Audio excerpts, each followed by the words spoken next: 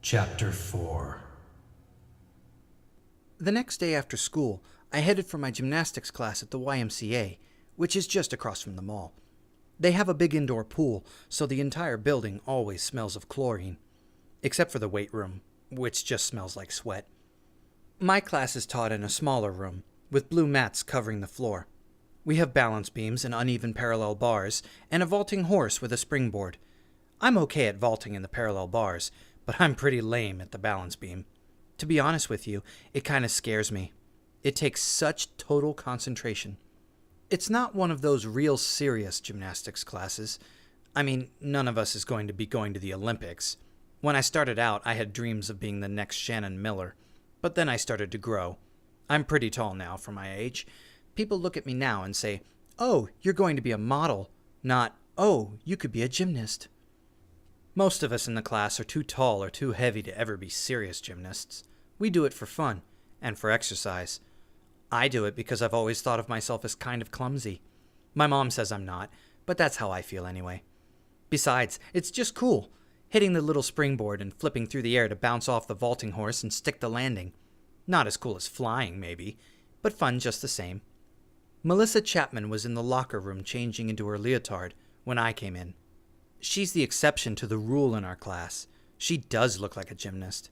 She's small and thin, even though she doesn't starve herself, like some fools who want to get into gymnastics. She has pale gray eyes and pale blonde hair and pale skin.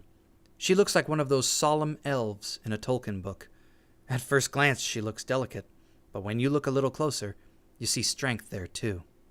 Melissa gave me the kind of not very warm smile she always gives me lately, like she was distracted or thinking about something more important. "Hey, Melissa," I said. "How's it going?" "Fine. How about you?" "Oh, pretty much the same old thing." That was a lie, of course. But what was I going to say? "Yeah, Melissa, same old, same old. Been turning into animals and fighting aliens. You know, the usual." Melissa didn't say anything else. She just adjusted her leotard and started to do a few little stretches. That's the way it was. We said hi, but not much more. It used to be we were very close. She was my second best friend, after Cassie. "Melissa, I was thinking, maybe you'd like to walk over to the mall with me after class? I have to buy a new pair of sneaks." "The mall?" She stammered a little, and then started blushing. "You mean, go shopping?" "Yeah, you know, walk around and look at stuff and check out the cute guys and diss the snotty women at the perfume counters." I tried to sound casual, like it was no big deal. In the old days, it would have been totally nothing. But now, Melissa looked like a trapped animal. When had Melissa and I gotten to be such strangers? I'm kind of busy," Melissa said. "Oh, that's cool. I understand." But I didn't understand. Not at all. She started to walk away. I was going to let it go, but then I remembered. This wasn't just about a friend who had drifted away. This was about her father, one of the leaders of the controllers, one of our most dangerous enemies. I grabbed her arm. "Melissa, look, I feel like we've kind of gone in different ways, you know? And I miss you."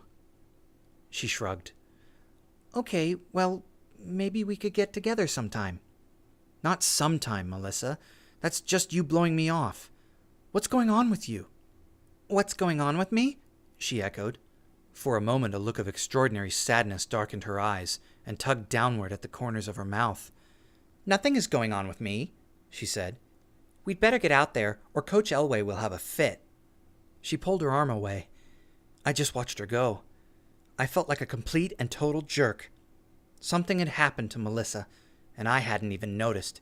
She was my friend, and something had changed in her, and I hadn't seen it. I'd just gone my own way. And now I was only acting like a concerned friend. The truth was, I was only paying attention for my own reasons. I wasn't able to concentrate on the lesson. Not concentrating when you're doing gymnastics can be painful. I slipped on the balance beam and banged my knee so badly I cried. Melissa was the first one to rush over, and for about 10 seconds, she was the old Melissa. But by the time I'd gotten back up, she was off across the room in her own little world again. It was right then that the terrible suspicions started. Melissa had been acting very strangely. Her father was a controller. I looked at her from across the room and felt a chill. Was she one too?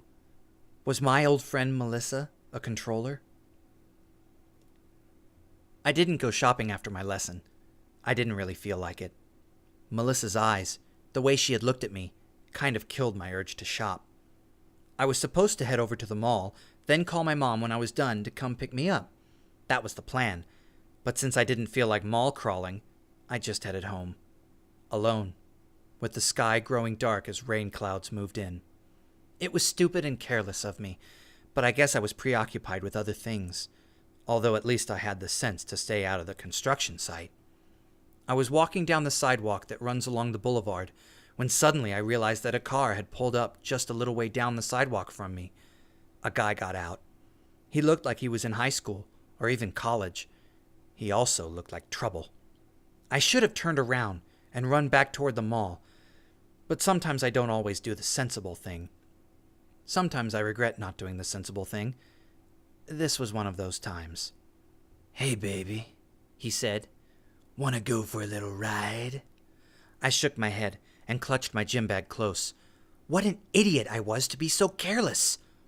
"Now, don't be stuck up, sweet thing," he said. "I think you better get in the car." The way he said it didn't sound like an invitation. It sounded like an order. Now I was really afraid. I clutched my gym bag close as I passed him. "Don't ignore me," he hissed.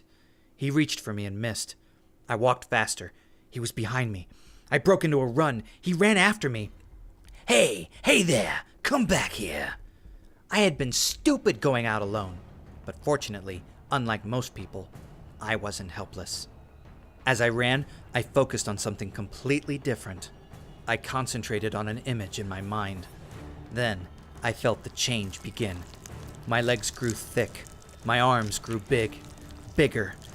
I could feel myself growing large and solid. I felt the squirmy sensation of my ears becoming thin and leathery. But it wasn't enough to just look creepy. This guy had made me mad. I wanted to scare him half to death. My nose suddenly began to sprout. Then from my mouth, like two huge spears, the tusks began to appear. I figured that was about enough. I broke my concentration, which stopped the morph. I stopped suddenly. The creep barreled right into me. He was not going to like what he was about to see.